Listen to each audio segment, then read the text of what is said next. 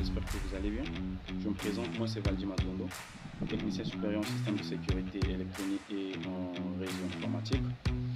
Cet après-midi, j'ai pensé vous partager quelque chose que vous allez vraiment adorer.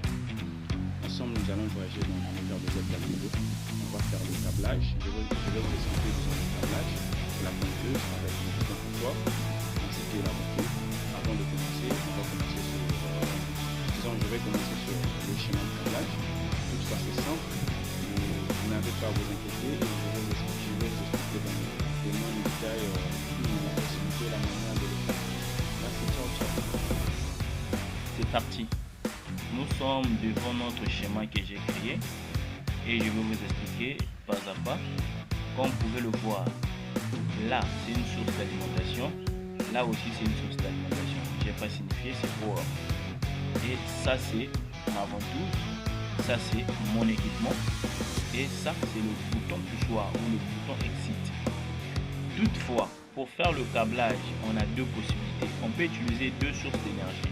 Donc deux alimentations, une alimentation pour alimenter le bouton poussoir, une seconde alimentation pour alimenter la ventouse et notre device qui est l'équipement.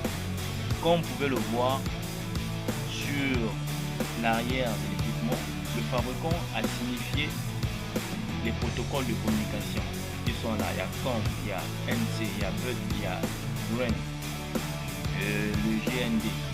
Toutefois, le câblage est simple, comme vous pouvez le remarquer. La source, on va commencer au niveau de la ventouse. Le positif de la ventouse va au niveau du NC de l'équipement, ainsi que le négatif de la ventouse va au niveau de la source d'alimentation. Et de la source d'alimentation, son positif va au niveau du COM du device. Cette partie terminée, on va rester avec le BUT et les GND, de l'équipement. On va maintenant traiter la partie du bouton exit. La partie du bouton exit, comme je viens de signifier, on peut utiliser deux sources d'alimentation.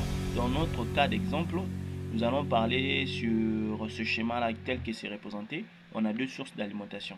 Donc, le GND qui est le négatif va au niveau du COM de notre bouton poussoir, ainsi que le BUT de notre device va au niveau du NO. C'est bien signifié. Et je pense que quand le fabricant vend, il y a un manuel qui est là. Merci. J'ai débarrassé mes trucs ici. Bon, vous allez remarquer, c'est juste du bordel qui est là, mais c'est pas ça mon problème. Je vais véhiculer quand même l'information. Comme vous pouvez le voir, là c'est le bouton poussoir que j'ai utilisé qui est mon interrupteur. Ça c'est ma ventouse.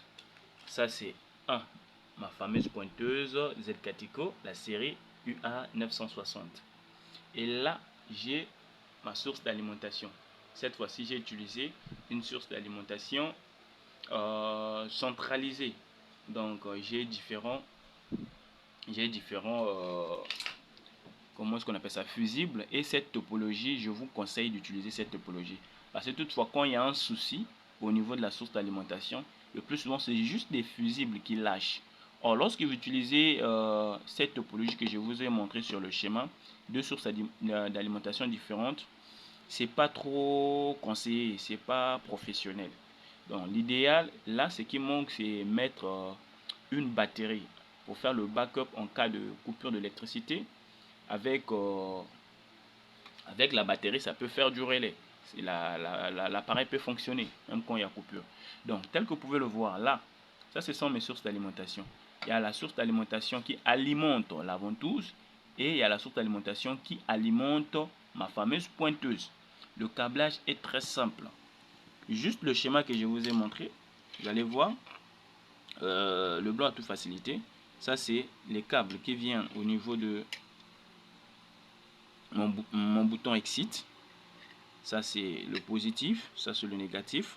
Toutefois, à vous de respecter la règle de couleur. Ne faites pas l'inverse, sinon ça va pas marcher. Merci. Et on va venir au niveau de la ventouse. De la ventouse, on a 4 fils. Cette série de ventouses a 4 fils. On peut utiliser les 4, tout comme on peut utiliser les 2. Ça dépendra que de nous. Mais si on utilise 2 ou 4, ça ne va pas changer. Ça va toujours bloquer l'aimant. Comme vous pouvez le remarquer, ça s'est attaché à l'autre bout. Donc, je ne peux pas l'enlever. Donc, qu'est-ce qui se passe? Le fil violet que vous voyez là, c'est le fil positif qui va sur le circuit, positif de la ventouse. Comme le schéma l'a énuméré, ça va sur le positif de la ventouse, ainsi que le négatif de la ventouse va sur le négatif qui va au niveau de la source d'alimentation, qui va au niveau de la source d'alimentation qui est là. Ça, comme vous pouvez le voir, là. Et pour le reste, on va chercher à alimenter quoi? On va alimenter la pointeuse. Pour l'alimentation de la pointeuse, c'est très simple. Les 2 câbles qui sont là. Le fabricant, lorsqu'ils vend le matériel, il y a le câble d'alimentation qui est là, déjà différencié par le rouge et le noir. Il suffit juste de prendre ces 2 câbles. On choisit la règle de couleur avec nos fils paires torsadés. On alimente et le derrière, regardez ce que ça donne. Ça y est là. Et pour la configuration, vous remarquez, il y a un câble réseau qui est là. Le câble réseau que j'ai connecté. Je vais venir au niveau de ma plateforme ZK Access. Je vais faire la configuration. Si je veux faire du gestion de temps de présence, je vais travailler sur le logiciel BioTime. Merci. On va continuer sur la plateforme. Nous allons vérifier si l'utilisateur que j'avais créé en amont a été synchronisé au niveau de l'appareil. On va venir sur appareil, gestion d'utilisateur. On vient liste des utilisateurs. Il est là. Matt. Vous voyez bien, Matt est là. Matt a une empreinte déjà enregistrée. Maintenant, pour vérifier que Matt peut ouvrir la porte, Matt a des accès. Ce que je vais faire, c'est quoi? Je vais mettre mon empreinte et je vérifie si la porte va s'ouvrir. Je suppose que ça, c'est ma porte. Ça, c'est ma porte. Je vais vérifier si la porte va s'ouvrir. Je vais mettre mon empreinte. Là, vous remarquez que c'est bloqué. Je ne peux pas enlever ça, c'est bloqué. Dès lors que je vais mettre mon empreinte,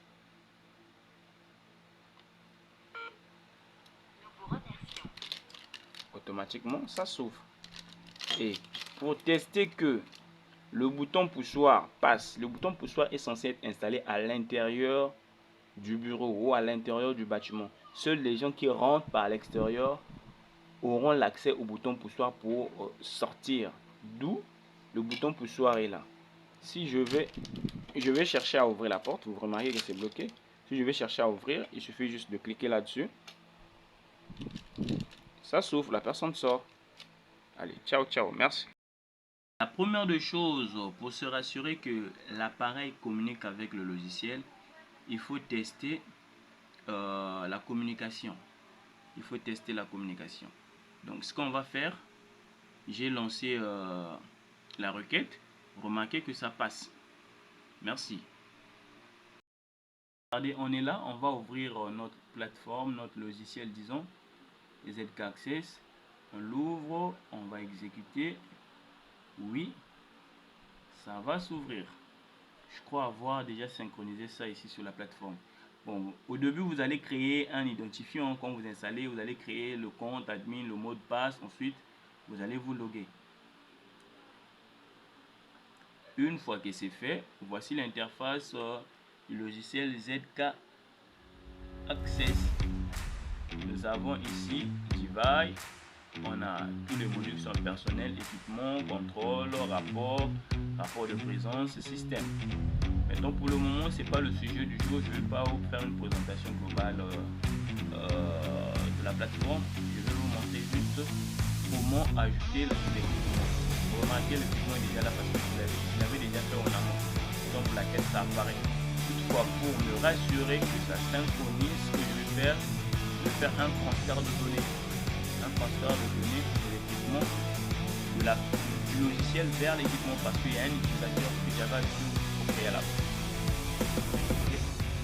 On va faire un chargement de données.